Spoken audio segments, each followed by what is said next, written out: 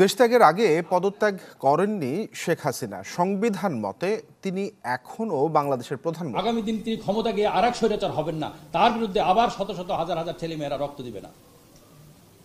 এইটা আমাদেরকে যারা নিশ্চয়তা দিতে পারবেন তাদেরকে কিন্তু আমরা নির্বাচিত করব। রাতের রাতে ওই সাংঘাতিক ক্রিমিনাল বলেছে কি ইস্ট পাকিস্তান, বাংলাদেশকে ইস্ট পাকিস্তান বলে। রাজাকারের পোলা, ছোট লোক, তোর জন্যই। আগামী নির্বাচনে আওয়ামী লীগের অংশগ্রহণের বিষয়ে মন্তব্য করে ব্যাপক সমালোচনার মুখে পড়েছেন নির্বাচন সংস্কার কমিশনের প্রধান ডক্টর বদিউল আলম মজুমদার। দেশ বা প্রবাসে যেখানেই বসে আমাদের দেখছেন, আমাদের চ্যানেলের পক্ষ থেকে সবাইকে জানাই স্বাগতম। দর্শক, আজকে কয়েকটি গুরুত্বপূর্ণ বাছাইকৃত খবর আপনাদের মাঝে উপস্থাপন করব। আজকের খবরটি খুবই গুরুত্বপূর্ণ হতে চলছে, তাই না টেনে পুরো খবরটি দেখতে থাকুন।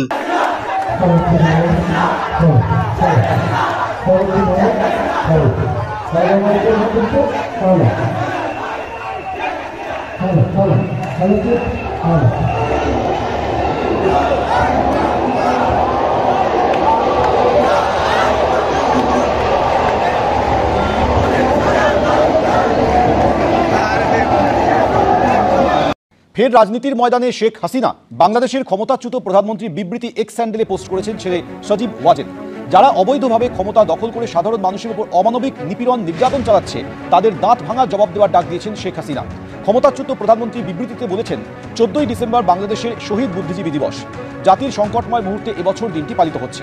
স্বাধীনতা বিরোধী এবং বুদ্ধিজীবী নিধনকারী দোসররা দেশি বিদেশি ষড়যন্ত্রের মাধ্যমে নির্বাচিত আওয়ামী লীগ সরকারকে হটিয়ে অবৈধভাবে ক্ষমতা দখল করে সাধারণ মানুষের উপর অমানবিক নিপীড়ন নির্যাতন চালাচ্ছে। মুক্তিযুদ্ধের চেতনাকে এরা জলাঞ্জলি দিয়েছে। প্রিয় দেশকে জঙ্গিদের উর্বর লীলাভূমিতে পরিণত করেছে। এদের দাঁত ভাঙা জবাব দেওয়ার জন্য মুক্তিযুদ্ধের চেতনায় বিশ্বাসী সকলকে ঐক্যবদ্ধ হওয়ার আহ্বান জানাচ্ছি। ছেলে সজীব ওয়াজেদের এক্স হ্যান্ডেলে পোস্ট করা হয়েছে হাসিনার এই বিবৃতি। যে দেশ চালায়নি, দেশ সম্পর্কে জানে না, যে মানুষ সম্পর্কে জানে না, সে দেশের ভালো করবে কিরকম করে? অতএব এই সরকার ভালো মানুষ, কিন্তু কাজের মানুষ নয়। ফের ঘরেই সমালোচনার মুখে পড়ল মোহাম্মদ ইউনূসের অন্তর্বর্তী সরকার। কবি ও দার্শনিক ফারাদ মাজারের পর এবার রাজনৈতিক দল নাগরিক ঐক্যর সভাপতি আক্রমণ করলেন ইউনূস সরকারকে। তার স্পষ্ট দাবি, সরকার পরিবর্তন হলেও চুরি বন্ধ হয়নি, ঘুষ নেওয়া বন্ধ হয়নি, চলছে আমলাতন্ত্র। এরা ভালো মানুষ বলে পরিচিত, কিন্তু তারপরেও চালের দাম তো কমে না, জিনিসের দাম তো কমেনি, রাস্তাঘাটের জ্যাম তো কমে না। পুলিশ ঠিক হয়েছে, ভালো হয়েছে, ব্যুরোক্রেসি ঠিক হয়েছে, প্রশাসন ঠিক হয়েছে, ঘুষ এখনো চলে না টুকটাক করে। আমি এক চোর বদলে আরেক চোরকে বসাবার জন্য কাজ করেছি, আমি লড়াই করেছি চুরি বন্ধ করতে। 5ই আগস্ট শেখ হাসিনা দেশত্যাগের পর নতুন বাংলাদেশ গড়ার ডাক দিয়েছিলেন বৈষম্য বিরোধী ছাত্র আন্দোলনের নেতারা। দেশের মাথায় বসেছেন শান্তিতে নোবেলপ্রাপ্ত মোহাম্মদ ইউনূস, কিন্তু তারপর সংখ্যালঘু হিন্দুদের ওপর ক্রমেই আক্রমণ নেমে এসেছে, যার প্রমাণ এই ছবিগুলি।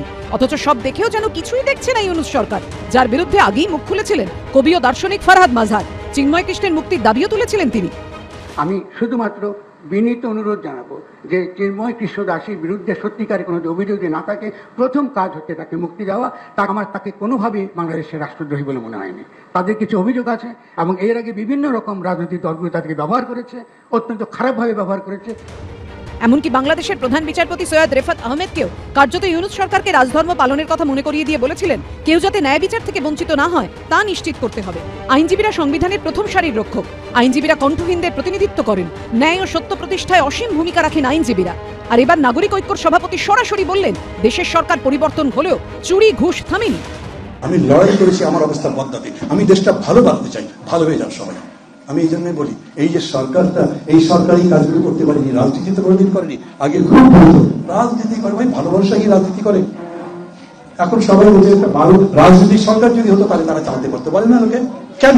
ওখানকার যে বুদ্ধিজীবী বর্গ আছে ওদেরকে তো দেখতে হবে, কাউকে তো বলতে হবে, কাউকে তো মাইন্ডের সঙ্গে দাঁড়াতে হবে, না হলে পরিস্থিতি খুব ভয়ঙ্কর হয়ে যাবে। আমরা আশা করি কি ইন্টারিম গভর্নমেন্ট এটা কারেক্টিভ মেজার্স নেবে।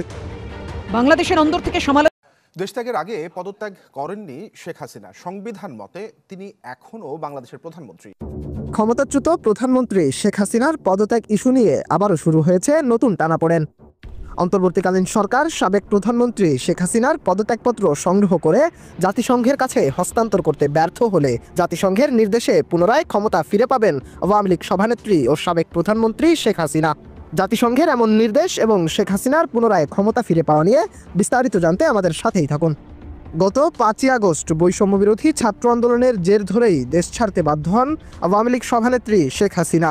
শেখ হাসিনা দেশ ছাড়লেও পদত্যাগ করেছিলেন কিনা তা নিয়ে রয়েছে নানা সন্দেহ। এরই মধ্যে প্রশ্ন উঠেছে শেখ হাসিনার পদত্যাগের দালিলিক প্রমাণ নিয়ে। সেই সাথে জাতিসংঘ পরিষ্কারভাবে জানিয়ে দিয়েছে, শেখ হাসিনার পদত্যাগপত্র হস্তান্তরে ব্যর্থ হলে নিষেধাজ্ঞা আসতে পারে অন্তর্বর্তীকালীন সরকারের উপর। পাশাপাশি সাবেক প্রধানমন্ত্রীর পদত্যাগের দালিলিক প্রমাণ সংগ্রহ করতে অক্ষম হলে পুনরায় নির্বাচনের মাধ্যমে ক্ষমতা পুনরুদ্ধার করা হবে বলে জানিয়েছেন জাতিসংঘের লোয়ার্ড। আগামী দিন তিনি ক্ষমতা গিয়ে আরেক স্বৈরাচার হবেন না, তার বিরুদ্ধে আবার শত শত হাজার হাজার ছেলেমেয়েরা রক্ত দিবে না। এইটা আমাদেরকে যারা নিশ্চয়তা দিতে পারবেন তাদেরকে কিন্তু আমরা নির্বাচিত করব। রাতের আধারে গুম হয়েছে, সেই হত্যা হলে আজকের এই 24-এ এই গুম হতো না। আপনি দেখেন এই 14 বছরে যে গুম হয়েছে, এ তো লোমহর্ষক ঘটনা। আমার বন্ধু 14 আন্দোলনের সময় তিনি লাকসামের বিএনপির সভাপতি ছিলেন। একটা অ্যাম্বুলেন্সে করে তারা 2 জন ঢাকা আসছিলেন। মাঝপথে র্যাব নারায়ণগঞ্জে যিনি দায়িত্ব ছিলেন লেফটেন্যান্ট কর্নেল, তাদেরকে নিয়ে হত্যা করেন। তার 3 দিন পরে আমরা জানতে পারি, যখন খোঁজার পরে দিলাম তাকে হত্যা করা, তার লাশও পাওয়া যায়নি। এরকম শত শত ঘটনা আমাদের জানা আছে যেগুলো এখন বেরিয়ে আসছে। তো এগুলো কারা করছে? এগুলো কি পুলিশ তার স্বেচ্ছা করছে? তাই পুলিশের পিছনে যে মুনিরা আপারা যারা আগামী দিনে দায়িত্ব নেবেন, তাদেরকে যদি এই সংস্কার যেগুলো করবেন, এটা অত্যন্ত একটা দলিল হিসাবে থাকবে আমাদের কাছে। প্রত্যেকটা সংস্কার যারা করবেন এই দলিলগুলো থাকবে। এইটা কিন্তু আমাদের জন্য একটা বাইবেল হিসেবে আমরা যেই রাজনৈতিক দলে আসুক তাদেরকে বলবো যে এই সংস্কার করেছেন কিনা, এবং আপনারা যারা রাজনীতি করেন আপনাদের যদি ম্যানিফেস্টোতে এই সংস্কারগুলো তুলে ধরেন, তাহলে তাদেরকে কিন্তু আমরা নির্বাচিত করবো আগামী দিনে। একটা রাজনৈতিক দলের নেতা মাঝে মাঝেই বলেন, এবারের নির্বাচন কিন্তু জয়ী হওয়াটা কিন্তু সহজ হবে না, আসলেও সহজ হবে না। আমরা এবার দেখব যে তিনি কমিটমেন্ট রাখবেন। আগামী দিন তিনি ক্ষমতা গিয়ে আরেক স্বৈরাচার হবেন না, তার বিরুদ্ধে আবার শত শত হাজার হাজার ছেলেমেয়েরা রক্ত দিবে না। এইটা আমাদেরকে যারা নিশ্চয়তা দিতে পারবেন তাদেরকে কিন্তু আমরা নির্বাচিত করব। পুলিশকে আপনারা ওইভাবে অমানবিক কাজে, পৈশাচিক কাজে তাদেরকে নিয়োজিত করবে না। এটা হিটলার মুসলিনকে তারা ছাড়াই গেছে। আজকের পুলিশ বাহিনী তাদের পিছনে কারা, এবং তাদের যদি দৃষ্টান্তমূলক শাস্তি না হয়, তাহলে আগামী দিনে যারা ক্ষমতায় আসবেন তারাও কিন্তু শিক্ষা গ্রহণ করবেন না। এই সমাজ ব্যবস্থায় আজকে দেখেন 17 কোটি মানুষ। আপনার আয়ের উৎস কি? আপনার জিডিপি রেশিও সবচেয়ে কম বাংলাদেশে, ট্যাক্স দেওয়ার লোক খুবই কম। আমরা নেপালের চেয়েও পিছিয়ে আছি ট্যাক্স জিডিপি রেশিওতে। আজকে পুলিশ বাহিনীর তো একজন বলতেছিল, পুলিশের আমাকে অনেকেই বলছেন, দেখেন ভাই, আমাদের যে আসামি হয়, আসামির যে খাবার টাকা বরাদ্দ হয় ওটা দেওয়া হয় না, তা আমি টাকাটা পাবো কোথায়? আমার পুলিশকে যে কোর্টে হাজির করতে হবে, সেই যে খরচ, সেই টাকা আমার কাছে নাই। একটা বেয়ারিশ লাশ পড়ে থাকে, সেই লাশ আমাকে নিয়ে পোস্টমর্টম করানোর মতন টাকা আমার কাছে নাই। এই যে পুলিশের বরাদ্দ, আর আমি মনে করি এই যে বাহিনী আমাদের র্যাবকে বিলুপ্ত করে এই বাজেটটাকে পুলিশে দেওয়া হয়। ফেব্রুয়ারি বা মার্চের মধ্যেই তরুণদের রাজনৈতিক দল গঠিত হতে পারে বলে জানিয়েছে জাতীয় নাগরিক কমিটির মুখপাত্র সামান্তা শারমিন। রাজনীতিতে নতুন মুখ আনা এটা খুবই গুরুত্বপূর্ণ। বাংলাদেশের পরিবর্তনের যে সম্ভাবনা আছে সেখানে তারা নিজেদের দেখতে চান। 5 আগস্ট শেখ হাসিনা পতনের পর এদের অনেকেই সম্পৃক্ত হন রাজনৈতিক কর্মকাণ্ডে। এদিকে জাতীয় নাগরিক কমিটি আত্মপ্রকাশ করে জুলাই আন্দোলনকারীদের নেতৃত্বে।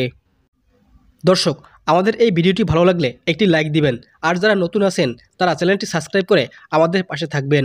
সকলকে ধন্যবাদ জানিয়ে শেষ করছি আজকের মতো। সকলে সুস্থ থাকবেন, ভালো থাকবেন। ধন্যবাদ সবাইকে।